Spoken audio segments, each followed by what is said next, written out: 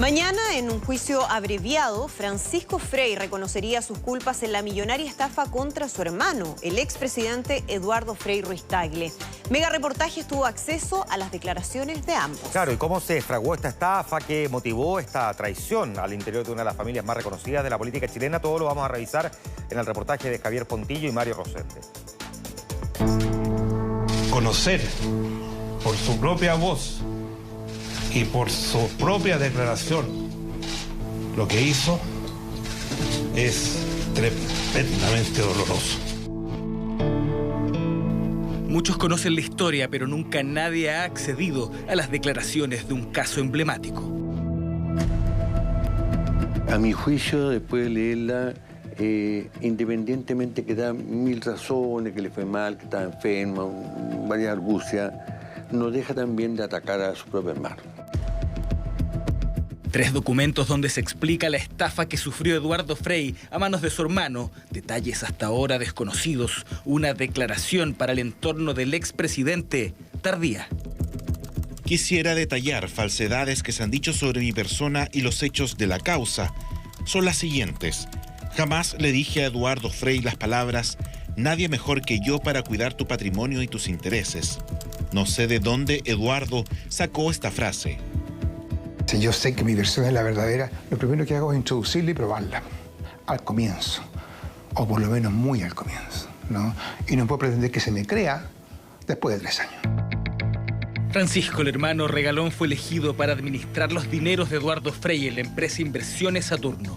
1.500 millones de pesos habría sacado de la caja y además de contraer deudas por más de 2.300 millones. Hoy fuimos tras él y su verdad. Don Francisco, ¿será posible poder hablar con usted? ¿Algún mensaje a su hermano? ¿Algo que tenga que decir? Nada. Pocas palabras, pero en su declaración está todo el detalle. Antes lo había hecho Eduardo. Por primera vez hoy, la totalidad de esas declaraciones de ambos hermanos salen a la luz.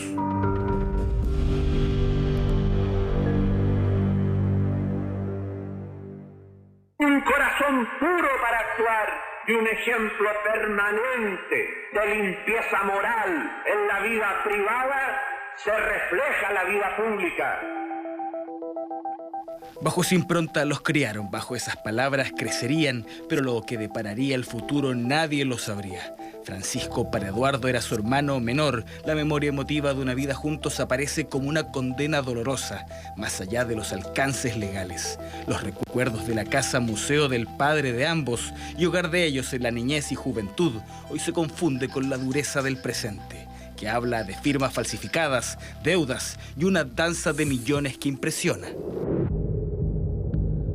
Es 1990 y Eduardo Frei decide dedicarse por completo a la política. Crea Inversiones Saturno y le pide a Francisco que lidere estas inversiones. Depósitos a plazo fijo, compra de propiedades. Sin embargo, Francisco dice que desde 1991 al 2014 no recibió honorarios. Lo que pasó de ahí en adelante explica los detalles de esta estafa. El 3 de noviembre pasado fue una fecha clave. Luego de decenas de excusas y tras 3 años, Francisco Frei decide declarar, contar toda su verdad. Incluso a través de Inversiones Saturno, mi hermano Eduardo Frei me compró el 10% de Almadena por 10 años, entre 1991 y el 2000, donde recibió en dinero al día de hoy más de 5.000 UFs en dividendos y me autorizó a usar unos pocos fondos de Inversiones Saturno si era necesario. Hubo beneficios para Eduardo Frei. Yo no era una máquina de mentiras, como han dicho. El tono a ratos se interpreta un tanto desafiante. De forma insistente, Francisco Frei argumenta que no había poderes escritos, pero sí de palabra. Sin embargo, el MBA en negocios de la Universidad de Chicago hace énfasis en sus inversiones en Argentina, el punto inicial de su escalada de deudas. Vino el corralito y la gran crisis en Argentina, y además nos estafaron. Yo estaba negociando a comienzos del año 2000 con el Banco Santander para vender mi parte y todo se vino abajo. Y con los socios decidimos ir a la quiebra asumiendo cada uno 1/3 de lo que hubo de pagar.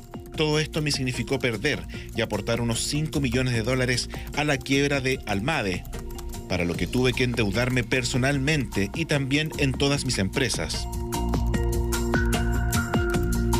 Este hecho fue muy fundamental porque no pude recuperar con las operaciones en Chile dichos gastos y parte de este endeudamiento me acompañó casi permanentemente hasta mi quiebra.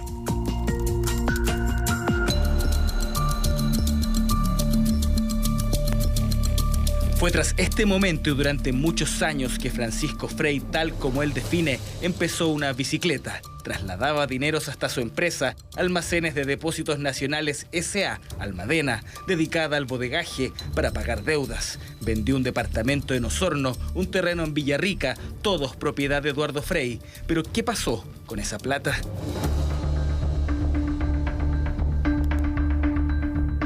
Entonces no duraba un segundo la plata. Entraba, o sea, se pagaba el precio y él la sacaba y se quedaba con el dinero. O sea, evidentemente eso. En el tiempo, las relaciones que tuve con Francisco fueron profesionales y familiares, incluso más cercanas que con mis otros hermanos, razones que abonan lo que ya he indicado respecto de la confianza absoluta en su actuar. Él siempre me repetía, y lo hizo hasta hace poco tiempo atrás, que nadie mejor que él como hermano para cuidar de mi patrimonio y mis intereses.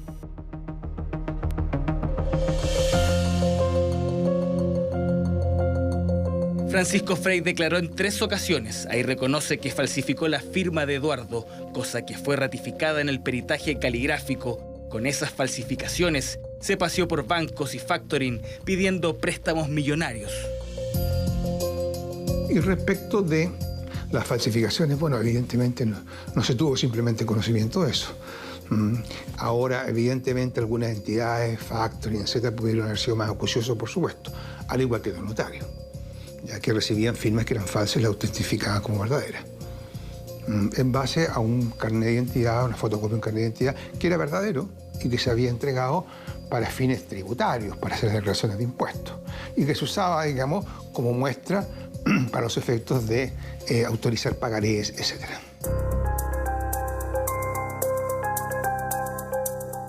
La familia Frey se querelló contra 8 notarías de Santiago. Los funcionarios se encargaron de autentificar documentos presentados por Francisco Frey y así este cobraba pagarés, supuestamente autorizados por Eduardo. Una estrategia que tan solo una de esas notarías niega rotundamente en público. Es el caso de la notaria suplente Antonieta Rojas, quien define como un engaño maquinado por Francisco, quien fue cliente por más de 30 años de la 38 Notaría de Santiago, lugar donde ocurrieron los hechos. El funcionario de la notaría que le entrega el pagaré para ser autorizado llevaba 20 años trabajando en la notaría y era la persona de confianza, en el fondo el funcionario asignado a don Francisco Frey. Pero ¿en qué radica el que ella haya sido engañada? La firma es idéntica. O sea, el engaño se encuentra en que la firma en que ella revisa en la cédula de identidad y en el registro de firmas con la que contrasta con el pagaré que se le pide autorizar es idéntica. Y eso es un fraude. Usando este modus operandi, logró conseguir una hipoteca por cerca de 34.000 UF por 2 terrenos, los más costosos del expresidente y casi la totalidad de su patrimonio. Se trata de Valle Escondido, en Lo Barnechea.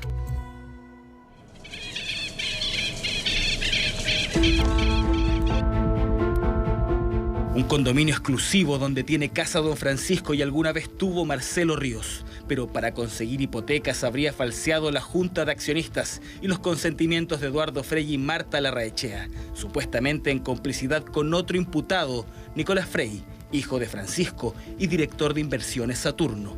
Acá se complica todo y grafica el nivel del quiebre familiar.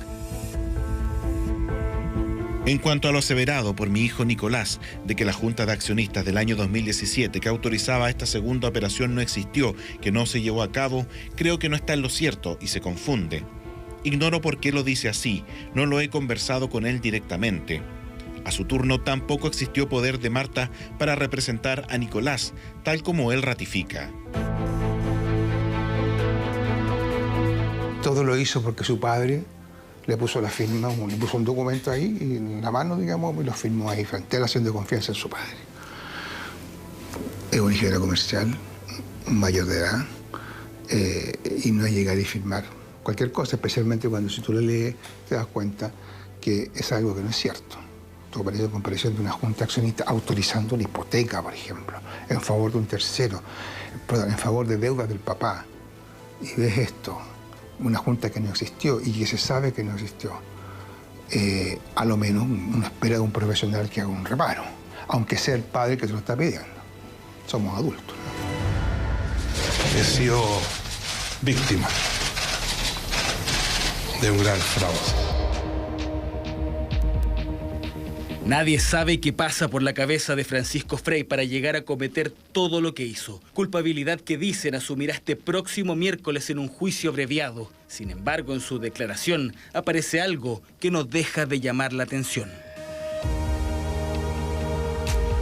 Agrego, y no como excusa, que estoy convencido que mi mala gestión también fue influenciada los últimos años por un grave accidente que tuve a fines del 2014, con un gran golpe en mi cabeza por el que tuve que operarme de un edema cerebral a inicios de 2015. Me pusieron una placa de titanio en la cabeza y tuve 2 periodos largos de hospitalización, crisis epiléptica, etc. Y estuve en reposo por más de 4 meses, accidente del cual me ha costado mucho hasta hoy recuperarme totalmente. Y en el fondo produce prácticamente un saqueo general a distintas instituciones y a distintas personas y no pagó nada, porque la verdad que no hizo ningún pago a través del desarrollo de la investigación, ningún pago también ahora que para los efectos de que se sancione su delito en este procedimiento abreviado. O sea, él solamente se dedicó a recibir dinero de terceros y no pagó nada.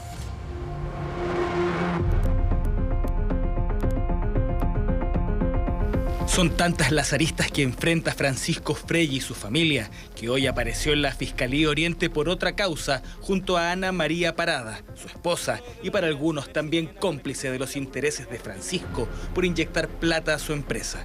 Ella también está demandada por Eduardo y su familia. Hola, disculpe.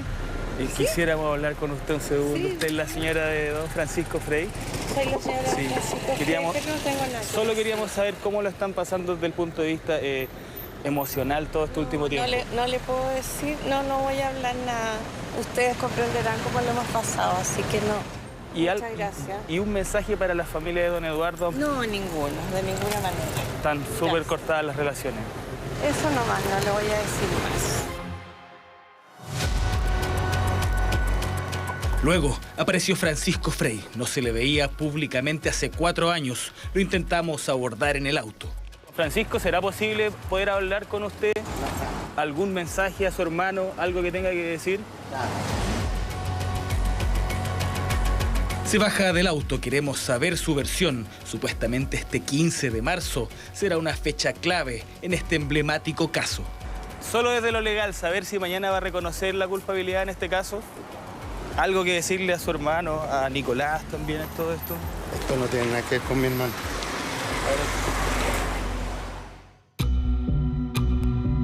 ¿Reconocerá su culpa? Ante esta pregunta mueve rotundamente la cabeza, lo que pone un manto de dudas a lo que pasará este miércoles. Sin embargo, las interrogantes permanecen en torno al destino de los dineros. ¿Derechamente podrá devolver la plata? Bueno, siempre puede haber una esperanza, pero hay que ser realista. Durante todo este tiempo él ha tenido la oportunidad de decir qué pasó con ese dinero y probarlo. Porque una cosa es decirlo solamente y otra cosa es probarlo. Mire, se gastó en esto o lo tengo acá. Y eso no ha ocurrido. Francisco Frey está peleado con el expresidente, con Marta Larraechea, Nicolás Frey, su hijo, con quien dejó de hablarse hace 3 años.